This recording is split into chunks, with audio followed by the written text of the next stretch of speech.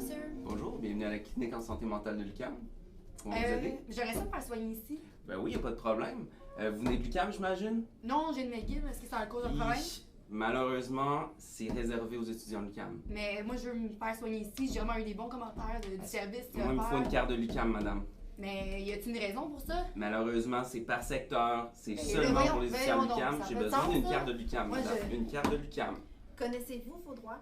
Savez-vous qu'il existe une loi qui empêche la sectorisation des soins de santé en santé mentale? Histoire vraie! Bienvenue à Histoire vraie. Ce soir, l'histoire de Sophie. Sophie est une jeune étudiante habitant la région de la rive nord de Montréal. Suite à une soirée mouvementée, Sophie ne se sentait pas bien. Elle s'est rendue à un hôpital de la région de Montréal où on lui a indiqué qu'elle devait se rendre à l'hôpital du lieu de sa résidence. Sophie fut étonnée. Elle avait besoin de soins en santé mentale immédiatement. Comment se fait-il qu'on ait refusé les soins à Sophie ou fortement encouragé Sophie à se rendre à son hôpital de secteur?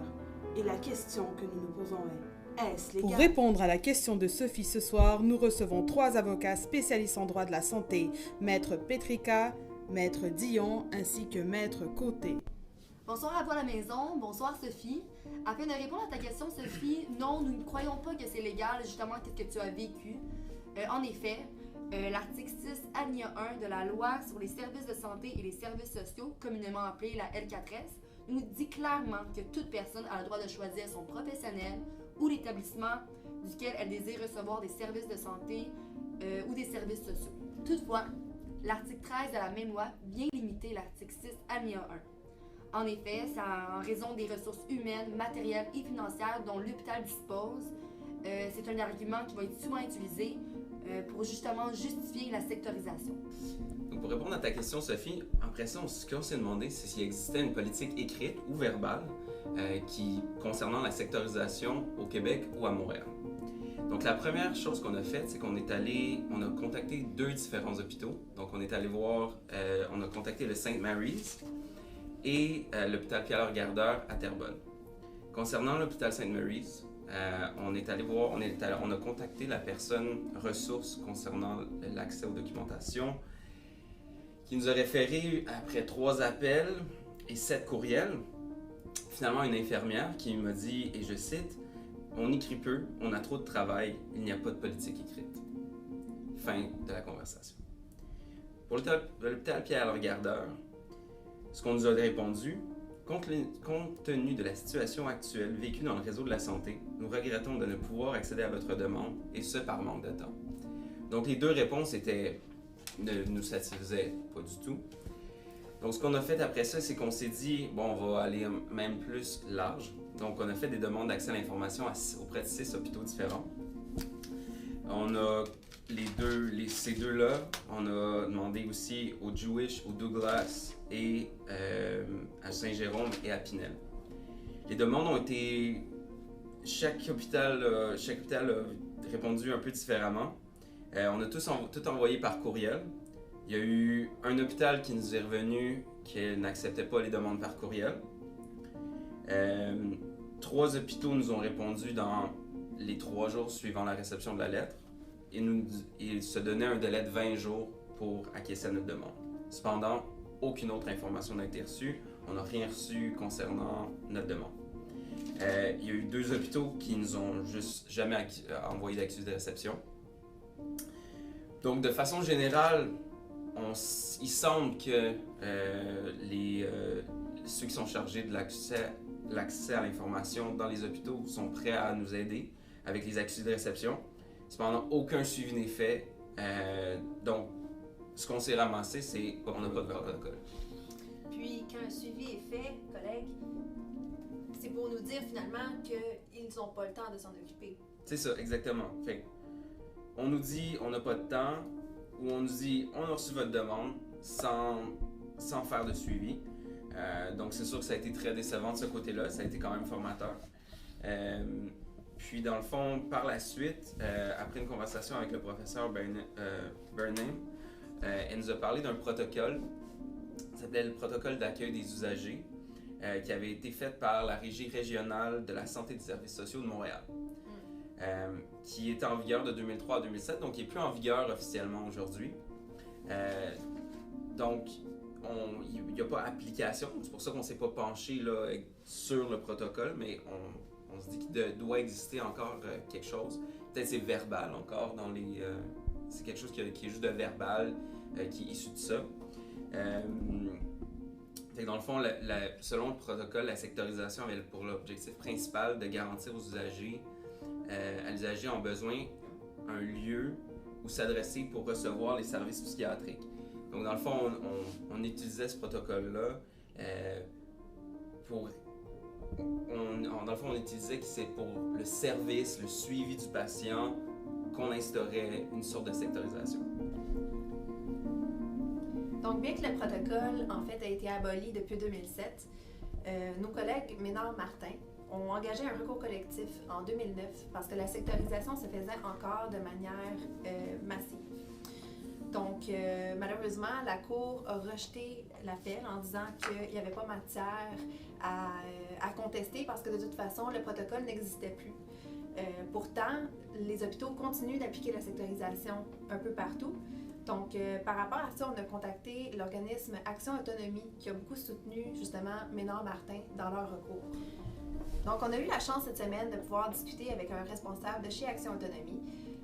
Il nous a confirmé en effet que la sectorisation se pratique encore dans les hôpitaux de manière très coutumière. Ils reçoivent beaucoup de plaintes par rapport à ça. Les usagers leur demandent de les aider à travers leur démarche. On leur a demandé en fait c'était quoi les impacts négatifs de la sectorisation.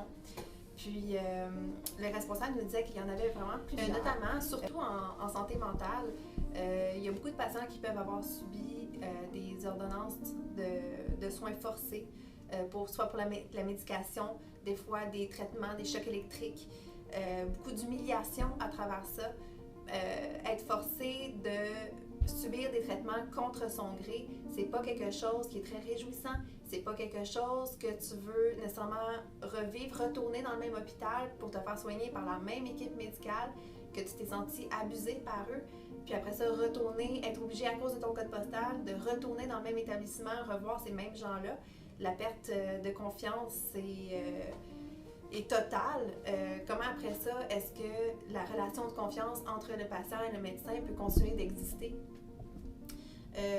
Donc, un autre aspect négatif de la sectorisation, c'est que lors de déménagement, ça prend 6 mois pour que ton code postal entre en vigueur. Donc, dans cet hôpital de ton secteur. Donc, tu as perdu ton hôpital d'origine, puis tu n'as pas encore ton hôpital d'accueil pour 6 mois. Ça a causé des cas d'itinérance. Des gens que pendant 6 mois, il n'y avait plus accès aux soins, il n'y avait plus accès à un médecin, il n'y avait plus accès à leur médication, aucun suivi.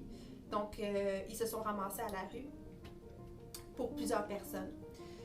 Un autre cas aussi qui nous a été discuté, c'est l'impossibilité d'aller confronter un diagnostic.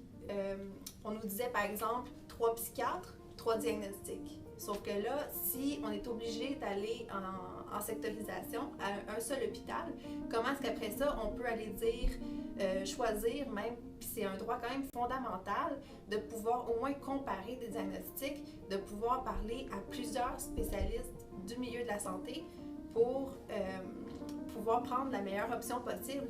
Parce qu'on ne se le cachera pas, la médication en santé mentale, c'est quand même de la médication forte qui apporte des effets secondaires assez puissants.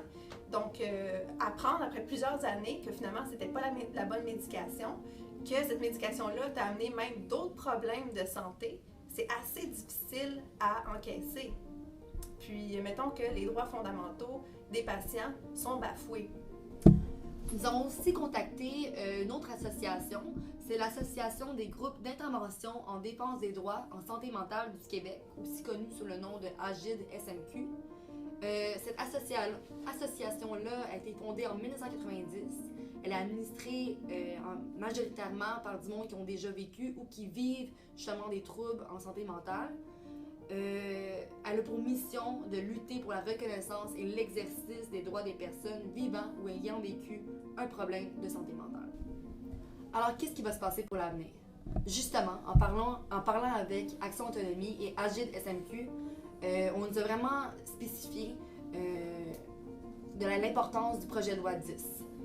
Le projet de loi 10 s'appelle la loi modifiant l'organisation et la gouvernance du réseau de la santé et des services sociaux, notamment par l'abolition des agences régionales.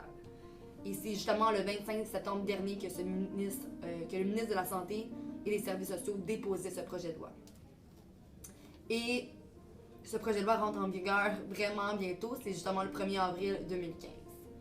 C'est sûr qu'en parlant avec AGID SMQ, ils nous ont vraiment montré leurs inquiétudes face à l'application de ce projet de loi, parce que justement, ça irait à l'encontre de l'article 6 alinéa 1 de la L4S. En faisant nos recherches, nous avons mis la main sur le mémoire sur le projet de loi 10 de l'AGID SMQ, qui a été présenté à la Commission de la santé et des services sociaux. Ce mémoire a été rédigé en novembre 2014. Et je vais vous citer un passage que nous avons trouvé super intéressant. Le droit de choisir l'établissement. La réforme proposée par le projet de loi 10 vient remettre en cause cette valeur fondamentale du système de santé, puisque le libre choix des usagers s'exercera uniquement à l'égard des CISSS, qui signifie Centres intégrés de santé et de services sociaux. Ces derniers deviennent par définition les établissements et non vis-à-vis de nombreux centres de services tels que les hôpitaux, les CLSC, etc. Alors, peut-on toujours parler de libre choix si le dit choix s'avère si mince? Donc, justement, pour l'AGID SMQ, les craintes sont grandes d'assister au retour en bourse de la sectorisation des soins psychiatriques au profit d'objectifs de rationalisation. Donc, pour conclure notre émission, nous aimerions adresser un message au ministre de la Santé.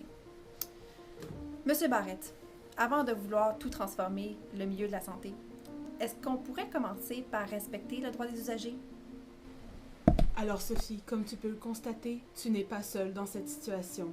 Après nos recherches, nous avons trouvé qu'il n'y a pas réellement de protocole qui légitimerait cette pratique de la sectorisation des soins de santé mentale adultes. Mais ne t'en fais pas, Sophie, nous ne lâcherons pas le morceau. Maître Côté, Petrika, Dion et moi-même continuons de travailler sur le dossier.